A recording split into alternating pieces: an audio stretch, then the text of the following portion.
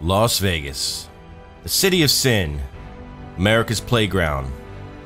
A place that anyone can go and get lost in the moment, forget about their real life, and indulge in all the fantasies and pleasures that surround them. A place where dreams come true and thousands of dollars can be made in just a couple minutes at the roulette table. A place where you can meet a sexy ass chick and be abducted and nearly converted to some strange religion. Well, I guess that's not your typical Las Vegas story, but that's what happened to me. So sit back, relax, because man, have I got a story for you guys.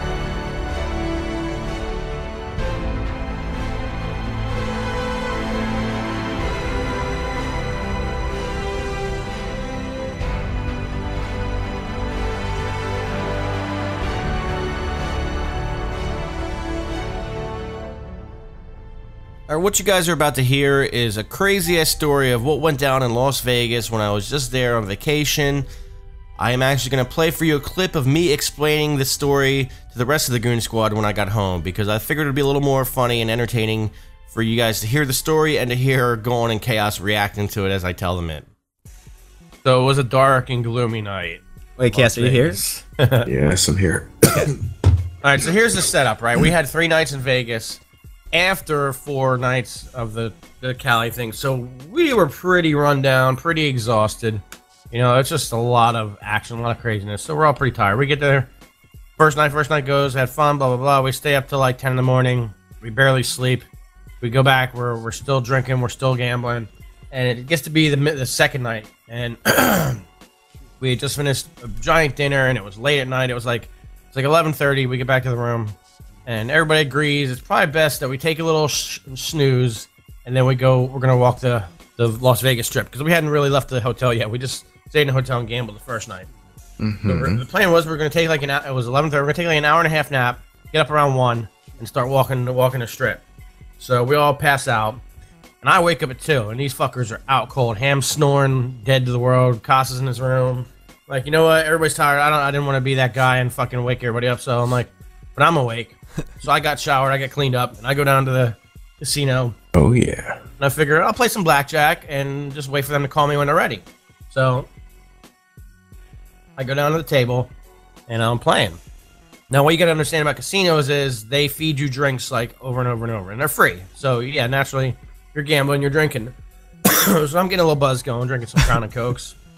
And this fucking gorgeous chick sits at the table, dude. Like, on a scale of 1 to 10, she's about a 9, 9.5, man. Like, completely out of my league. But whatever, I was being friendly with her, trying to kick my game anyway. But she's receiving it, man. She's putting out this vibe, and I'm like, wow, this is working. Like, if I have to sleep with this girl, this will be the hottest girl I ever fucked. So I'm like, I'm getting more confident because I'm winning a little bit of money and I'm fucking buzzing. And like I said, she's receiving it. She's even throwing it back some. So it gets to be around 4 or 5 in the morning. She's like, well, hey, I gotta go home. I live, you know, just in North Vegas. You know, we're in Las Vegas. So she says, just in North Vegas. So I assume it's close. She's like, you want to come home with me? And I'm like, yeah, let's go. I'm like, yes. I mean, then we get a cab, and which I had to fucking pay for, which ended up being a $65 cab ride or something like that. And it was a 35-minute drive. What the hell? Like, wow. But I didn't care, because I'm about to fucking get neck deep in some sexy bitch. And in the place we went, it's like a housing complex, but it's like isolated from everything else. Like, it's like on the edge of the desert, and there's like a complex, a gated housing complex with, you know, maybe about 100 houses, but it's in the middle of nowhere. Again, I don't care. Like, to this point, we were kind of like fooling around a little bit in the cab, and I'm like, I know this is happening. I know it's happening. I'm so excited, man. So we go inside. And it's a big ass house. We go into our bedroom. We start fooling around, man. We're having a great time, and I'm loving it, right? And like, you know, clothes are coming off, and things are progressing nicely. It's about to happen, and then out of nowhere, she's like, "Your legs are so purple." Why did they move? What do you mean? Ham. That's what I. Yeah, Ham. They Chaos really wants to hear the story. Oh, go ahead. Yeah. She's like, your legs are so purple. What?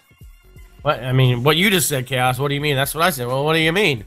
And I look at my legs. My legs are normal. They're not purple. Like, what? Like, your circulation is horrible. I dealt with this as a child. Uh-oh. I need to contact a doctor. What? What? Now, by this point, she knows where I live, like, statewide. She knows I live in Jersey, and I told her what I do for a living. She's like, I have a contact in New Jersey. Stay right here. I'm going to go set you up an appointment in New Jersey for the doctor. Uh-huh. So I'm confused. Confused as all hell, but she leaves the room. So I'm just sitting there, well, all by myself. And then, again, I'm in a big house, and I've heard people moving around talking. I know there's tons of other people. I don't know about tons. There's other people in the house. So I didn't really want to leave the room. I just chilled. She's going a good 15 minutes or so. She comes back, and she's like, well, I set you up an appointment. You have to promise me you're going to go take care of that when you get back. What the because fuck? when I was a child, I had poor circulation issues. And this is a very serious thing, and I really care about your health. Going on and on and on. And I'm just like, okay. Let's get back to fucking hooking up. Come on, let's go. Let's go. And then we start fooling around again. What? And yeah. All right, so we start fooling around again. And out of nowhere, she's like, oh, okay. She says, all right, hold on. There's something I got to tell you. I really didn't want to tell you this until later, but I feel I have to tell you because someone's screaming in my ear right now, and I have to deliver you a message. What the fuck? And I'm like, what the fuck? And she says, I speak to dead people. Well, dead people speak to me. What the hell? I'm like, okay. Like, yes. And I know I didn't really want to tell you this till later, but there's a female person is talking in my ear so loudly to get a message to you, and I have to get. And so she starts saying, do you have anyone in your family, a woman around the age of, that passed away recently, around the age of 33, 34? And I'm like, no. Yeah, a family friend, neighbor, something. I'm like, no. And this is true. Like, the answer is no. Mm-hmm. And she's like, okay, well, I shouldn't tell you this, but you're gonna come into a very large sum of money in the near future. What? I'm like, okay, great. Well, thanks. Like, how do you react to that? What did they fucking say? Like, that's great. She's like, all right. She's like, hold on a second. I'll be right back. And she leaves the room. Again? Again. Uh-huh. No, that's not the last time either. She leaves the room. She comes back in another 10 minutes later, and she's got this triangle incense thing.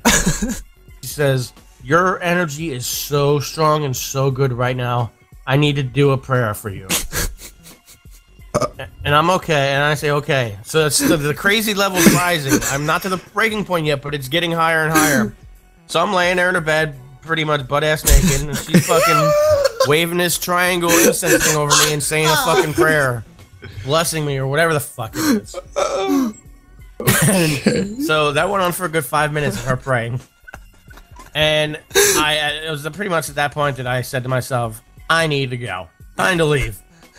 And I tell her that. I'm like, this has been real. It's been fun. But, my friends are probably worrying about me. I got to get out of here. Is there any way you can call me a cab? And she's like, okay, yeah, no problem. I'll be right back. So she leaves. This time she's gone for 30 fucking minutes. Wait, you sat there? Again, there's people moving around and there's noises. I didn't really, feel comfortable kind of just bolting out. So I gave her the time. And then, like I said, 30 minutes hit. Then I said, no, you know what? Fuck this. I'm gone. So I put my clothes on, I fucking start walking to the door, and then she comes out of this room, the door right by near the hallway to go to leave or whatever. Mm-hmm. I'm like, yeah, is my cab here? She's like, yeah, it's gonna be 3 hours, so. Oh my god. It's gonna take him 3 hours to get here, so here, I have this for you. And she hands me an envelope. I'm like, okay. She hands me this envelope. I just put it in my pocket. I'm like, thanks. Didn't like, look at what's inside. I did later in the cab ride. I'm like, look, I really, really gotta go now. And she's like, well, hold on, listen. I have, oh god, Ham, do you remember what the priest thing was called? Fuck. The shaman. I don't know. She said some weird name, and it's a name for a shaman, but it's not, she didn't say shaman, I forget. She's, well, anyway, she's like, my shaman is here, and we need to do a prayer service for you right now. She says, this is something we do professionally, and normally a service is $1,000, but we're gonna do this one for you for free, and you really need it. Like, no, I don't. Thank you. Goodbye. Left. So I leave, right? I'm in the middle of fucking North Vegas, fucking in the middle of nowhere in this complex. I get out of the complex and it's fucking almost like desert. I had to walk a good mile and a half, 2 miles. And his phone is dead. Oh, I forgot to say that. Yeah, my phone died pretty much right the taxi ride over there. So I know these guys are awake by now, wondering where the fuck I am, and I have no way to call anybody or do anything. I'm gonna fucking die in Vegas. It's what is it? It's like 9 in the morning by this point. I'm on no sleep barely. I'm fucking fried, lost, drunk, still hungover, whatever, one of the two.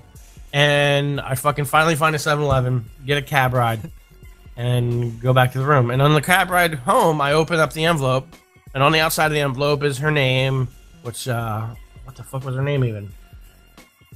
It doesn't matter. Her phone number. And I open up the envelope, and there's two things in it. There's a page from a Bible, not the normal Bible, but like a Bible of some weird religion. A Bible. It wasn't an actual Bible page. It was like it was a page from a book, but it wasn't the Christian Catholic Bible. It was some weird fucking book. Because I read the Bible before, and it wasn't for that. And it was a fucking business card of her shaman.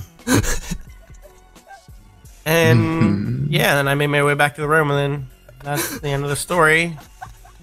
Lots was about to bang some hot ass girl, but then she turned out to be crazy. Crazy. Fucking lunatic in like some sort of compound that fucking like who knows, they were trying to abduct me. Like I feel like she was not trying to let me leave, man. Like asking for cabs.